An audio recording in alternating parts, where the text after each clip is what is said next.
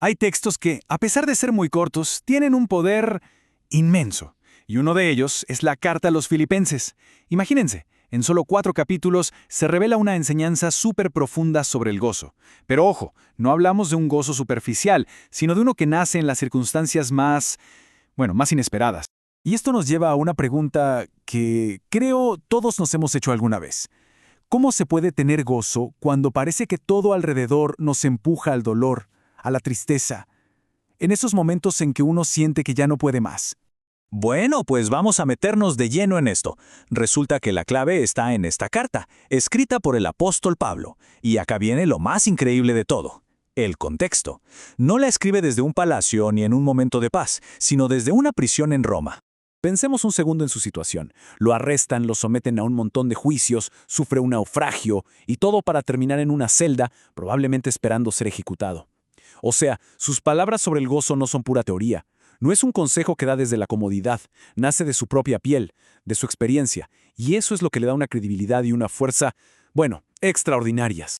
Y aquí es donde la cosa se pone de verdad interesante. El punto de partida, la forma en que Pablo se presenta en el primer versículo, ya nos dice todo sobre la intención de la carta. Y ojo, que esto no es un detalle cualquiera, es la llave para entender todo lo demás. Empieza así: Pablo y Timoteo, siervos de Jesucristo. La palabra clave aquí, la que nos tiene que llamar la atención, es siervos.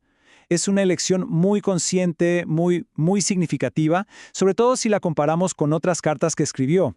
Por ejemplo, en otras cartas, como a los Gálatas, él arranca diciendo Pablo apóstol, para dejar clara su autoridad. Pero aquí, no.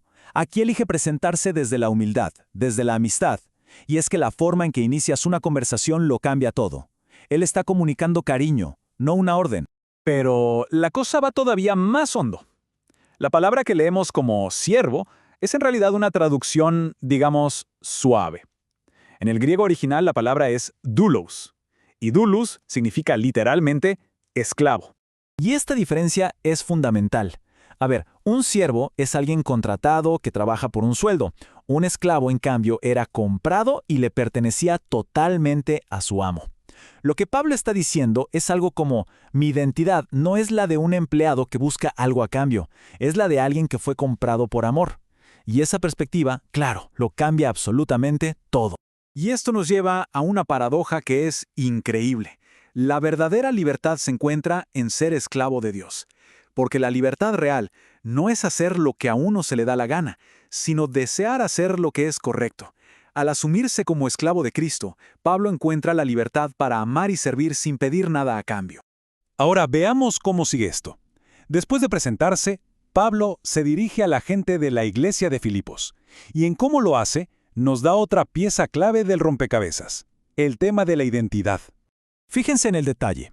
Él menciona 2 lugares. Dice que están en Filipos, que es la ciudad física, pero también que están en Cristo Jesús, que es su posición espiritual.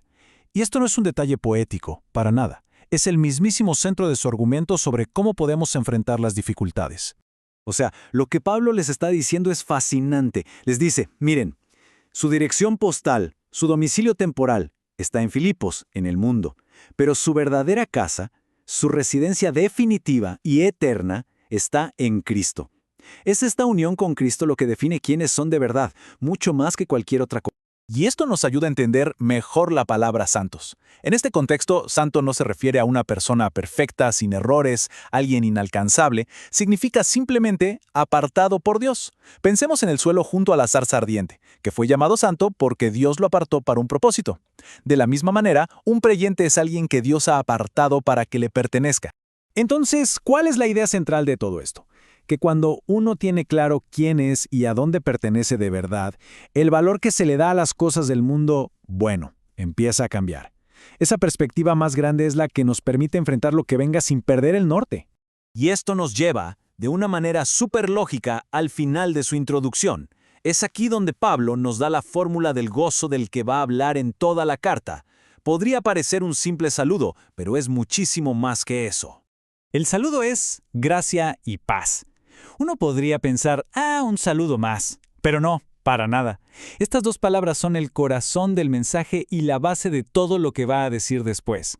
Para captar el impacto de esto, hay que recordar el momento histórico.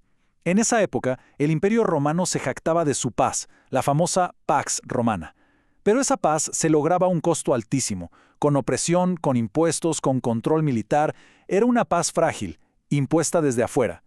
La paz de la que habla Pablo es todo lo contrario. Es interna, es un regalo, y su único costo fue el sacrificio de Cristo. Ahora, ojo con el orden que es clave. Él no dice paz y gracia, dice gracia y paz. Y créanme, esto no es al azar. El mensaje es claro. Para que una persona pueda experimentar una paz verdadera, una paz que dure, primero tiene que recibir la gracia de Dios. La gracia es la causa, la paz es la consecuencia. Es que la gracia es el motor de todo. Es la fuente de la salvación, del crecimiento espiritual. Es lo que nos da la base para servir a los demás y la fuerza para seguir adelante. Como el mismo Pablo escuchó una vez, «Te basta mi gracia». Y con esto llegamos al corazón de todo el asunto. El gozo del que habla Pablo no depende de que no tengamos problemas. No es la ausencia de dificultades, es una realidad interna que está anclada en la presencia constante de la gracia y la paz de Dios, sin importar lo que esté pasando afuera. Así que esta carta nos deja pensando, nos deja con una idea muy potente.